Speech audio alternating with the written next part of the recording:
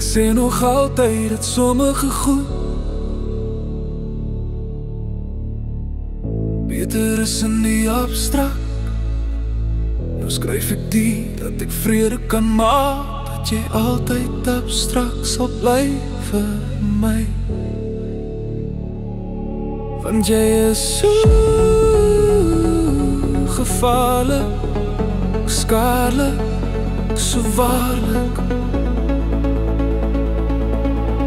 Het jy my hart onwillekeurig verdam, men wetend jy is die oorsprong van 'n natuurramp. Die droogtes is besig om die gronde waarop ons staan te verhef. Die emosies oorstroom met die storms en stoot my weg. Weer patrone so deur mekaar met geen sig van ons heenkome. Hoe is dit al waar die kalmeer kan breek tussen my en jou? Want jy is so gevaarlik, skaarlik, so waarlik. En steeds kyk ek vir jou.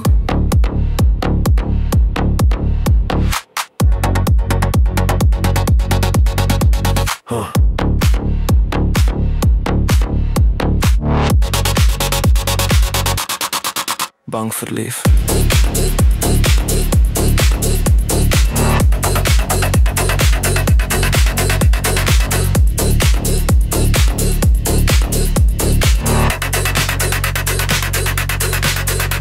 En wag opgewonde vir die seer met die wete. Jou siel bliksem soos 'n donderstraal perfek op myne neer.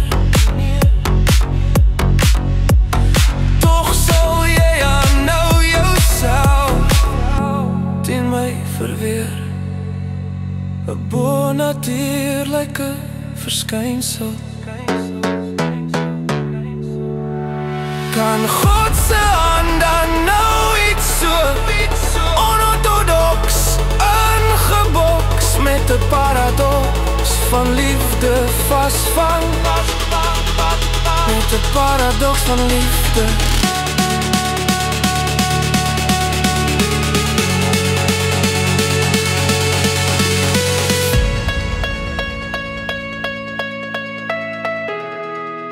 Met de paradox van liefde.